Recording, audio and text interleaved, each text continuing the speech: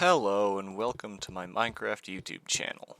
Today I'm going to be doing another Hypixel Skyblock episode. Last video I released was a drunk Minecraft episode, which I wasn't really planning on doing so soon, but I got really wasted last weekend for Thanksgiving. Well, I guess you can tell I live in Canada now. But I was just really drunk, and I did it, so I thought I'd just upload it. Might as well at that point, right?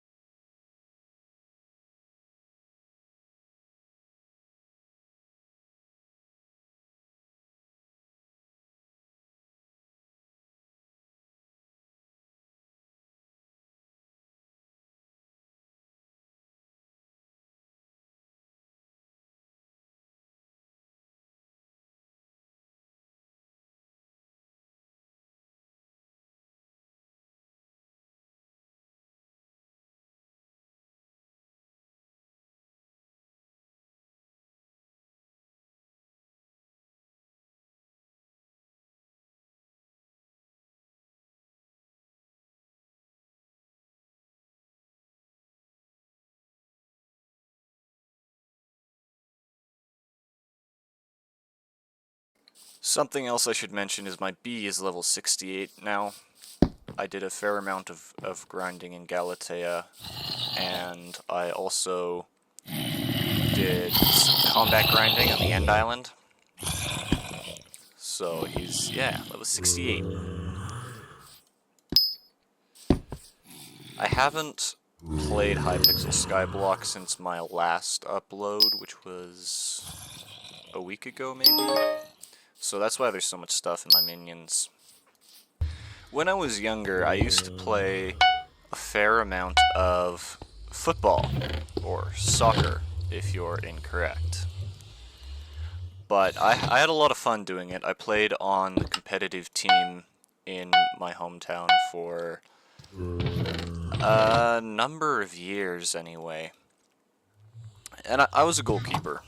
And I was quite a good goalkeeper eventually. But I distinctly remember this one day that me and my brother in the morning went out to the field to just mess around a little bit. And he, being older than me, was a better player. And on this particular day, he was teaching me about saving penalties. And there were a few things that he talked about. He talked about paying attention to the penalty taker's eyes to see where they're looking, because that could be an indication of where they're going to shoot. He taught me about watching the penalty taker's planted foot, because it will usually point in the direction he's going to shoot. And then the other thing that he taught me was to wait until the ball was moving before I committed either direction. Which, once people start taking more powerful penalties, doesn't work as much because you don't have enough time to save the shot if you do that. But at the time, we were a little bit young, and the shots that I would be expecting to take were soft enough that I could use this particular tactic of just waiting before I commit. But later that day, my team was playing his team in a friendly. He was an age group above me, and so we were just playing each other for fun. And I don't know how, but my team took his team to penalties, which, if you're unfamiliar with how football works, after the full time of the game, if the teams are tied, they play extra time, and if they're still tied, then they do a penalty shootout. Now, we were, I think, U12 and U14, so I can't remember exactly how long the games were, but we took them to penalties, and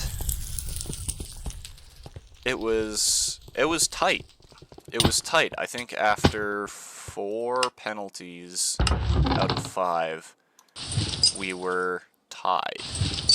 Can't remember exactly what the score was. It was like 3 scored and 1 missed or something. but after the 4 penalties, we were tied. So it's all down to those last 2 penalties. Now, as a goalkeeper, this is a lot of pressure. I have to save this next penalty. And who steps up to take it? My brother. So he and I are staring each other down, him from behind the ball, me in the net, and I know what he's thinking. I know he's thinking about the fact that he just spent a few hours that morning training me to take penalties. He purposefully attempts to mislead me by looking in the direction that he's not gonna shoot. But he still has to plant his foot in the direction that he's going to shoot in order to get an accurate shot. And I wait until after the ball's moving before I commit, and I saved it. Which, at the time, felt amazing, especially because my teammate scored his penalty and we won the shootout. But I rode that high for years, man. I did not let him forget about it. Actually, I should probably send him a text to remind him about it when I'm done recording. The only thing that's come close to that in terms of me holding something over his head is the fact that he's the older brother and I'm taller than him, and I will not let him forget it. Anyways, after that season was over, my brother's age group needed a goalkeeper because I can't remember exactly why. I think their keeper quit to play basketball or something. That's what happened in that town. All of the good players quit to play basketball. It sucked. Because, first of all, I'm just not the biggest fan of basketball. But also it was stealing all of our players. So, they basically, yeah, my brother's age group needed a goalkeeper. And I was performing fairly well, so their natural first instinct was to call me and be like, hey, do you want to play an age group up? And, I mean, at the time, I was 11 or 12, maybe, so I was stoked by the idea. And so I start playing with my brother's team, an age group up. And now, obviously, I've got to learn fast. I've got to make up for my physical size difference and just the difference in power of the shots and the ability of the players. So I've got to learn fast. But at the time, my brother's team usually had 2 coaches at any given practice. And one of them I will probably never forget, because when the team was doing drills, he'd usually pull me aside to do one-on-one keeper training. And it worked. Like, I caught up to the skill level I needed to be at fairly quickly because of this guy. His name was Steve. He was great. I loved Steve. I think it was the second season I was playing an age group up when I found out about the other Canmore team that played kind of in the same age group. And this was a tournament team, so it didn't play in a league, it just played the tournaments. It also wasn't a part of the organization that oversaw the football in my hometown. It was kind of a standalone thing. And that season we ended up at a tournament together. And I can't remember how many teams there were in the tournament. It was probably 16 or 18. Somehow we ended up playing the other team from our town in the bronze medal match, which is wild because there must have been 16 or 18 teams there, and just like, what are the odds? But it was surprisingly a fairly close game. Eventually, I think it was about halfway through the second half, one of our better players scored a beautiful goal down off the bar and put us 1-0 up. After that, this other team were getting pretty desperate and scrappy. They didn't want to be the worst Canmore team. I mean, who would, right? But they were getting pretty aggressive. And eventually, I mean, that's gonna pay off, right? So they managed to get a breakaway. It's one of their guys. He's a couple of paces ahead of the closest defenders, and we've got people coming in from the other side of the field as well. But me as a goalkeeper, I don't see anyone catching him, so it's my responsibility to stop him at this point. So I move out from the net and start closing him down, making myself big, all of the things you're supposed to do. And when he's maybe 3 meters away from me, he takes this screamer of a shot. It was just a bullet right into my face. Now, I remember the impact of the ball, and I remember hitting the ground, but I don't remember falling. My brother swears that I blacked out for a few seconds on the ground, which I'm not 100% sure about. I wouldn't be surprised, but I don't remember blacking out. But anyway, my brother comes running over to like make sure I'm okay and stuff, and the play stops, and I get taken off the field because it's a head injury. They have to do the usual concussion questions. Who are you? What day is it? Where are you? All of the basic ones, and I answer them fine. So they put me back on the pitch for the last 10 minutes or so, and we go on to win the game 1-0.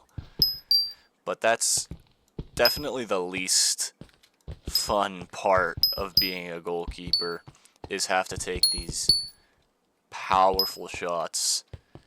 Usually it's fine, usually it's, you know, arms and legs and you're prepared for them, but sometimes when you take one to the face or to the groin, it really just stings. I think it was 2019 that I played my last season of competitive football, because I think I stopped because COVID shut everything down, and then I moved and I just never picked it back up after that. So it must have been 2019. But my brother's team had, you know, they'd run out of players due to the whole basketball thing, and so I was playing in my own age group for the first time in half a decade. And I don't really know the players that well because I haven't seen them. A couple of them were in my class at school, but otherwise I just didn't know them. And so I'm going into this thinking, it'll be fine, right? It'll be good. It'll be easier. I'll be in my own age group. I've been playing an age group up for so long that, you know, I'll manage. Maybe I'll impress some people. And first practice, everything seems fine. I mean, people are goofing off, but they're more or less paying attention and seem to be competent at least. And the coach for that year obviously was a different coach because it was a different age group, and I absolutely loved him. He was a great coach. One of his goals for the team was to make us the fittest team in the league so that we could just kind of outrun everyone else, wait until they get tired, and then push really hard. And, you know, that's a good plan, and he had a very good plan to get it done. I mean, we ran 4 laps of the pitch at the start of every practice, and a few at the end. And if you saw anyone cut a single corner, he added another lap for the whole team. So we very quickly became pretty fit. But the only problem with this plan was all of the players were sorry, just caught myself almost swearing there. All of the players were bad. I'll explain why the swearing's bad in a second. But yeah, all of the players were just ridiculous. It wasn't that they didn't have the ability, it's just they didn't take anything seriously. They couldn't pay attention to any kind of strategy. They were always out of position. That was a very hard year for me, obviously, because when your defenders aren't holding any kind of shape and they're just off in their own worlds, doing their own thing. You face a lot of 1v1s and 2v1s, and you take a lot of shots. I think, on average, I was probably saving 20 to 30 shots every game. Now, sometimes it was less, and sometimes it was more. And we would still lose 6, 7, 8-0 regularly. Because it doesn't matter how good of a goalkeeper you are, you take that many shots, some of them are getting in. I don't think that team won a single match all season. I was very happy with my performance, but the team was just so bad that nothing I did mattered. Now, there were 2 players on that team that I would deem to be competent to be playing competitive football at that age. And one of them was one of our attackers. I can't remember exactly what position he played. But he was skilled, and if you could get him into a position where he didn't need to rely on anyone to get into the box and take a shot, then he was decent. The problem was, we could never get him into a good enough position because the rest of the team was so bad. And the other competent player was one of the defenders. And she was the only girl on the whole team. We were playing in a boys' league. Other than me and this other guy, she was the best player on the team. Out of this entire team, we had maybe 20 boys on it, and if I had to choose to keep one of them in the squad and replace all of the rest of them, it would have been this girl. It just so happened that she was in my class at school at the time, and I maybe had a crush on her, but she was the most skilled player. Well, not the most skilled player on that team. She was the only one that took the game seriously. And she was the only one that put in any effort, other than me. The reason that I say swearing is bad is because if I swear when I'm recording a video, I did this with my second video, and my third, obviously, because the third was Drunk Minecraft. But if I swear in a video, I feel like I shouldn't say that it's made for kids when I'm uploading it to YouTube. I'd like to say this is made for kids.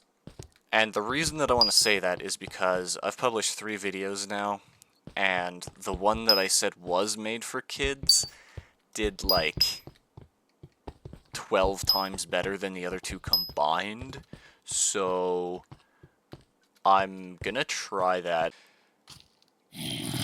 That's it for today. See you in the next one. Bye.